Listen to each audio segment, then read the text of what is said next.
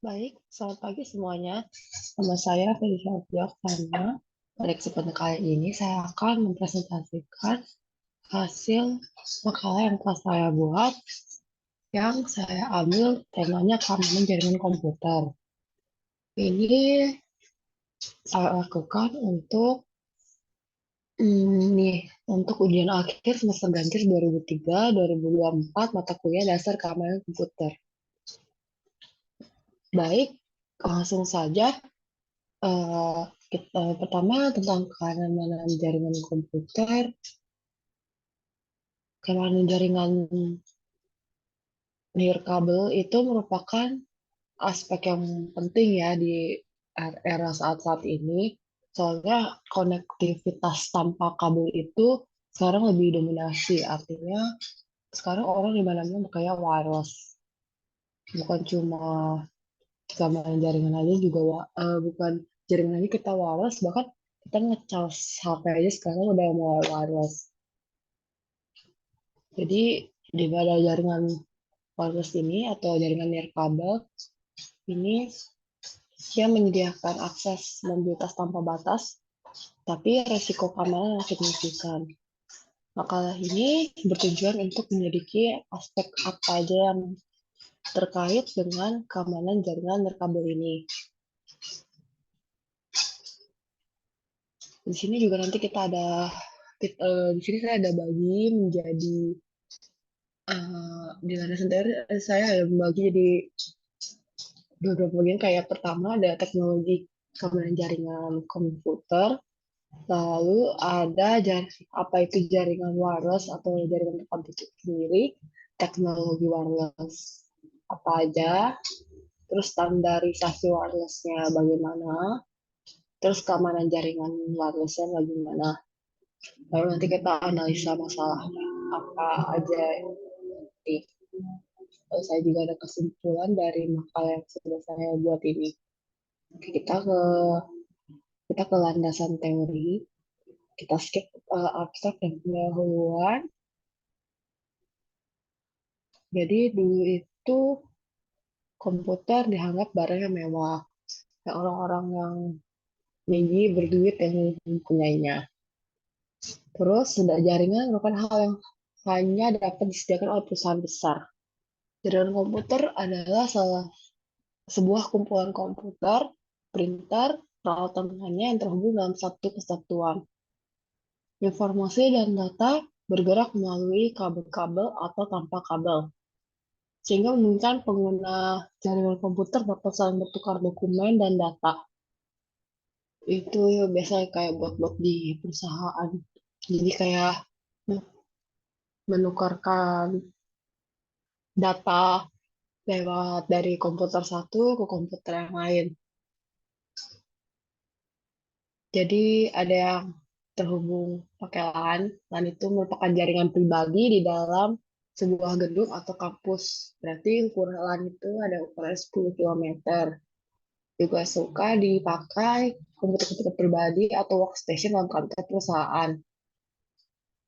LAN juga mempunyai ukuran yang terbatas, dan berarti bahwa suatu transmisi pada keadaan terburuk terbatas dapat diketahui sebelumnya. Dengan mengetahui keterbatasannya, jadi memungkinkan eh, dibuat desain-desain yang baru. Jadi ada beberapa batasannya berdasarkan jaraknya.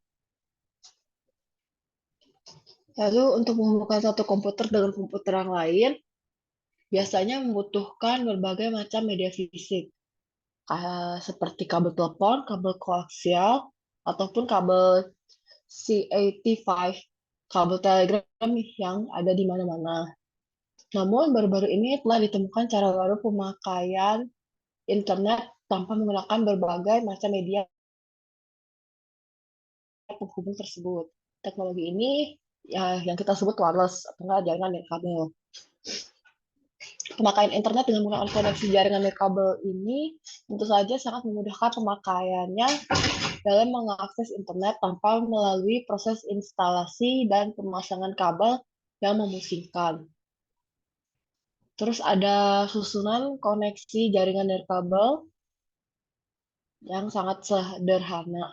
Koneksi internet masuk dari internet provider, kemudian dihubungkan dengan satu titik penerus akses kabel atau rute memancarkan sinyal. Lalu saat terhubung dengan memakai kartu nama, jaring atau pakai kartu atau antena, jaringan kabel itu antena itu untuk menerima sinyal, begitu pula sebaliknya, maka koneksinya telah berhasil. Jaringan tanpa kabel sebenarnya tidak sesulit sistem kabel networkingnya. Bahkan lebih mudah. Sistem jaringan Wi-Fi atau wireless tidak memerlukan penghubung kabel network antar komputer. Bila jenis coax atau UTP-nya, UTP kabel memerlukan kabel sebagai media transfer, dengan wireless network hanya dibutuhkan ruang atau space di mana jarak jangkauan network dibatasi kekuatan pancaran sinyal radio dari masing-masing komputer. Keuntungan dari sistem Wi-Fi, jadi user tidak dibatasi ruang gerak dan hanya dibatasi pada jarak dari satu titik pemancar Wi-Fi. Untuk jarak pada sistem Wi-Fi, mampu menjangkau area 100 feet atau 30 m radius. Selain itu dapat diperkuat dengan perangkat khusus seperti booster yang berfungsi sebagai relay yang mampu menjangkau ratusan bahkan beberapa kilometer.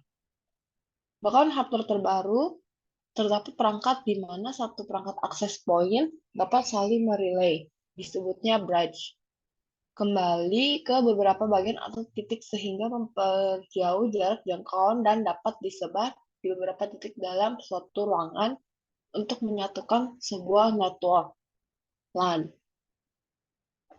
Sebelumnya, kita perlu ketahui ada dua cara menghubungkan PC dengan sistem wireless, yaitu ad hoc, di mana satu PC terhubung dengan satu PC dengan saling terhubung berdasarkan nama SSID, Service Set Identifier. SSID sendiri tidak lain nama sebuah komputer yang memiliki kart USB atau perangkat wireless, dan masing-masing perangkat harus diberikan sebuah nama sendiri sebagai identitas.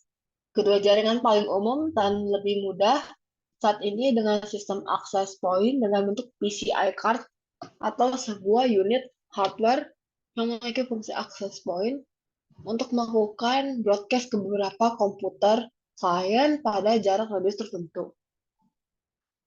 Lalu sekarang kita membahas teknologi keamanan jaringan komputer. Saya ada membagi menjadi 3 bagian.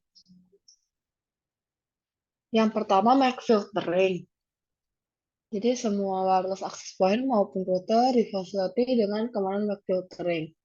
Hal ini sebenarnya tidak banyak membantu dalam mengamankan komunikasi wireless, karena MAC address sangat mudah di spoofing atau bahkan dirubah. Tool ipconfig pada OS Linux atau Unix atau beragam tool sebagai network utilities kayak regedit, smack, change pada OS Windows dengan mudah digunakan untuk spoofing atau mengganti MAC address.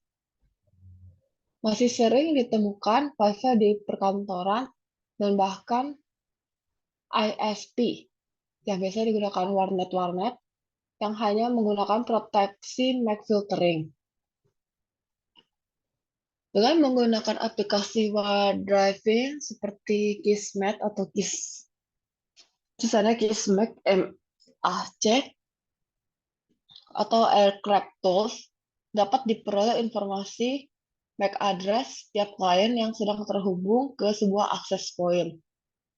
Setelah menggunakan informasi tersebut, kita dapat terhubung ke access point dengan mengubah MAC sesuai klien tadi. Pada jaringan wireless, duplikasi MAC address tidak mengakibatkan konflik. Hanya membutuhkan IP yang berbeda dengan setiap kliennya. Pemfilteran MAC address merupakan pemfilteran di atas standar 802.11b untuk mengamankan jaringan. Dalam hal ini, setiap MAC address klien memiliki alamat fisik yang pasti berbeda untuk setiap cardnya. Cara kerja sistem ini yaitu mendaftarkan alamat MAC address-nya agar mendapat otoritas dari akses point saat akan berasosiasi. Yang kedua, teknologinya kita sebut Word Equivalent Privacy WEP. Ini merupakan standar keamanan dan enkripsi pertama yang digunakan pada wireless. Juga dia sebuah metode pengamanan jaringan nirkabel, disebut juga dengan shared key authentication. Jadi shared key authentication ini adalah metode autentifikasi yang membutuhkan pengguna WEP, inskripsi WEP menggunakan kunci yang dimasukkan oleh administrator ke klien maupun akses point. Kunci ini harus cocok dengan yang diberikan akses point ke klien dengan yang dimasukkan klien untuk autentikasi menjadi akses point WEP mempunyai standar 802.11b. Lanjut, kita ada 4 proses shared key authentication. Pertama, klien meminta asosiasi ke akses point. Langkah ini sama seperti Open System Authentication. Lalu, yang kedua, akses point mengirimkan text challenge ke klien secara transparan. Yang ketiga, klien akan memberikan respon dengan mengenkripsi text challenge dengan menggunakan kunci WEP dan mengirimkan kembali ke akses point. Akses point memberi respon atau tanggapan klien, lalu akses point akan melakukan decrypt terhadap respon enkripsi dari klien untuk melakukan verifikasi bahwa text challenge dienkripsi dengan menggunakan WEP key yang sesuai. Lalu ada teknologi kawan jaringan yang disebut WPA PSK atau WPA2 PSK. WPA merupakan teknologi keamanan sementara yang diciptakan untuk menggantikan kunci WEP. Ada dua jenis, yaitu WPA personal dan WPA radius.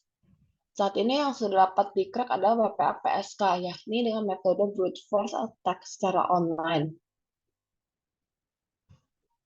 Lalu, masalah yang berhubungan dengan throughput sangatlah bergantung pada hardware yang dimiliki. Secara lebih spesifik adalah chipset yang digunakan.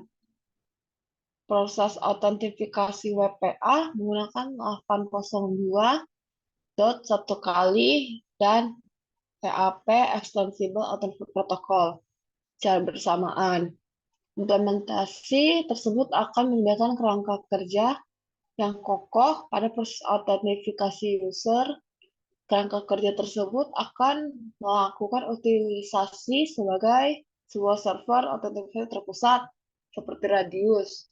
Untuk melakukan autentifikasi user sebelum bergabung ke jaringan wireless, juga diperlukan mutual autentifikasi sehingga pengguna wireless tidak sia-sia bergabung ke jaringan yang lain. Tadi lalu mekanisme encryption standar akan diadopsi WPA dengan mekanisme autentifikasi user. Namun, AES sepertinya belum perlu karena TKIP diprediksi kan mampu menyediakan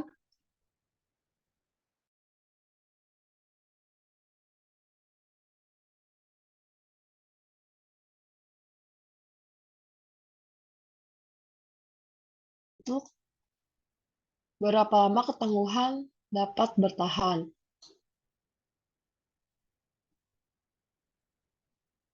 Maaf, koneksi internetnya agak terganggu di sini. Sebentar.